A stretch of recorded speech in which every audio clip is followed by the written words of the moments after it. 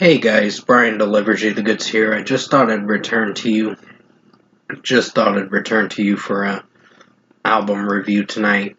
I'm sorry that I didn't do another album review sooner. I was really tired and I had to take a few more hours of a nap after that MGK album review because I was like really tired.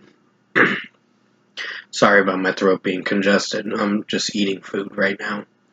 Um, so yeah, this is for Good Charlotte's new record, Motel Cap, that I got a chance to listen to for myself, see what I was going to think of this record overall. So I'm going to discuss what I listened to for the 41 minutes of this record, which is 13 songs on the album, and let you know my thoughts on Motel Cap overall. Sorry, I just belched up something. So let's dive into this album review tonight. Now it starts with the opening track, Check In at Motel Cap, which is a good song. It starts off as a great intro to the record, so it's a 5 out of 5. It's just mostly a guy talking through most of the track and all that. But it opens up going into the next song, which is Rejects, so it's a 5 out of 5. Then we get to Rejects, which is probably another good track that I can enjoy. I think it's a 4.75 out of 5 for this one. I think with how Joel Madden was singing this track and Benji Madden as well, backing him up, they did pretty well with their combination of their vocals. This was the first leading single to announce this album back in June, like late June. But overall, it panned out pretty well for a track. So 4.75 out of 5. Not my favorite song, but still a memorable track. Stepper has grown on me a lot more. After many listens, I can say that I don't hate this track, but I don't love it too much. But it's a good song for how it sounds.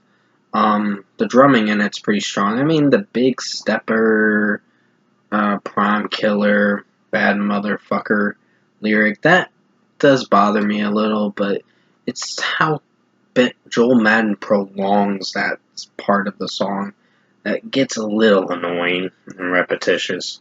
But overall, it's a good track. At least the drumming and guitar work was pretty strong in it. 4.5 out of 5.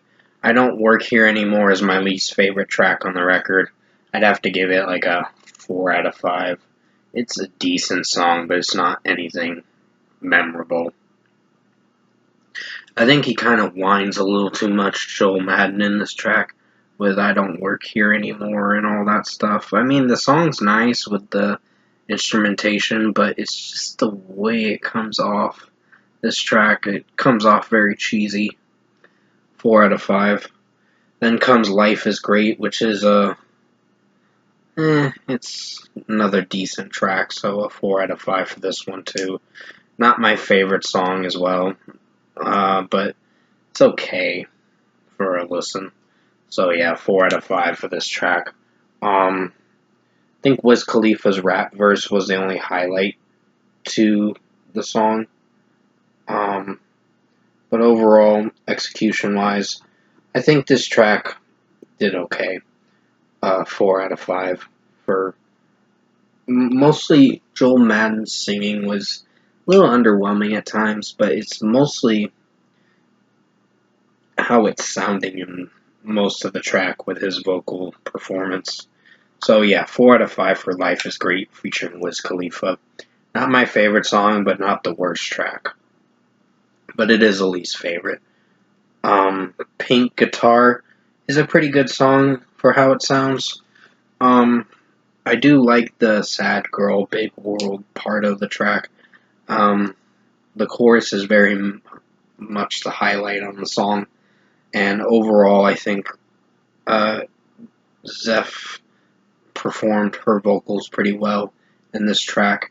And overall, the song did pretty well and executed solidly. So, yeah, another 4.75 out of 5 for this track. I did enjoy Pink Guitar for how it sounded. I mean, yeah, it sounded a little cheesy a bit, but what do you expect? It's Good Charlotte. This is what you're going to expect with Good Charlotte. Sometimes they put out some really strong material, like Generation RX, then they go back to their old style that they're used to. But overall, Pink Guitar featuring Zeph is a 4.75 out of 5. Then comes Deserve You featuring Luke Borchelt. I think this track was pretty good too. It has a nice melody, but execution-wise, I think it panned out alright for the most part. So yeah, a 4.75 out of 5 for this one too. It did alright for the most part. Mean was a good track.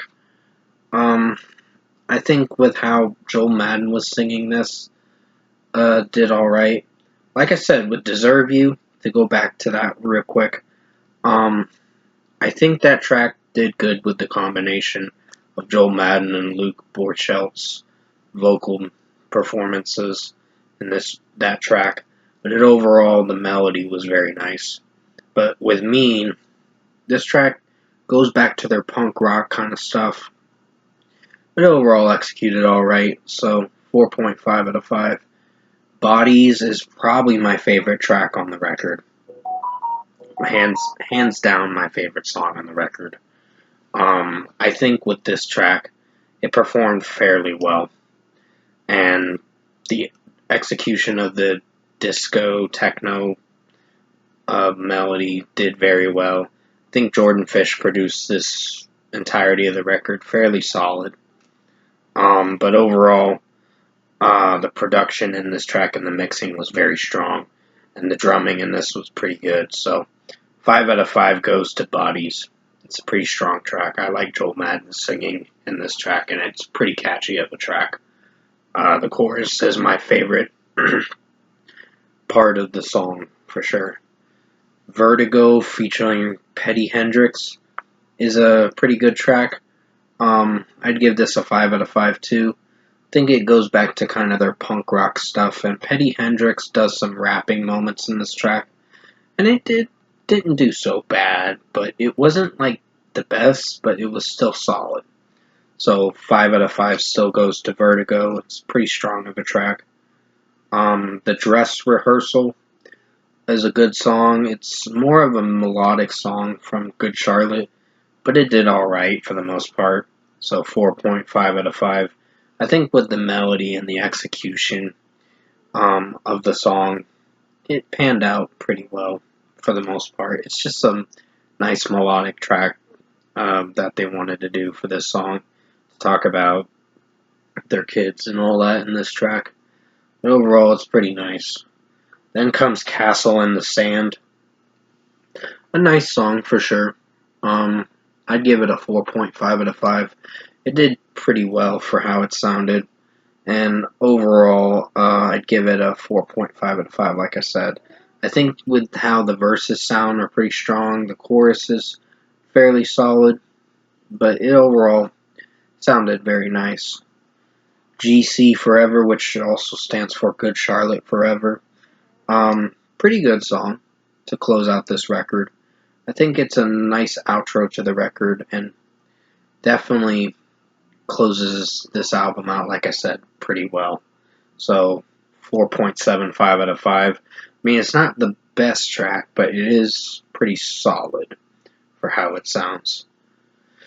Overall, production, mixing, and execution-wise, I think Good Charlotte, Motel Do Cap is an average listen. It's not as good as Generation RX, but I think it's a solid follow-up. After listening to Stepper so many times, I can say it's kind of a guilty pleasure of a track. It's not like the best track, but it's not the worst track. It's not like I Don't Work Here Anymore and Life is Great. Those songs are just kind of cheesy. But overall, with what Good Charlotte did for this record, I think Joel Madden and Jordan Fish, with them setting up this and producing and mixing this record, did fairly well.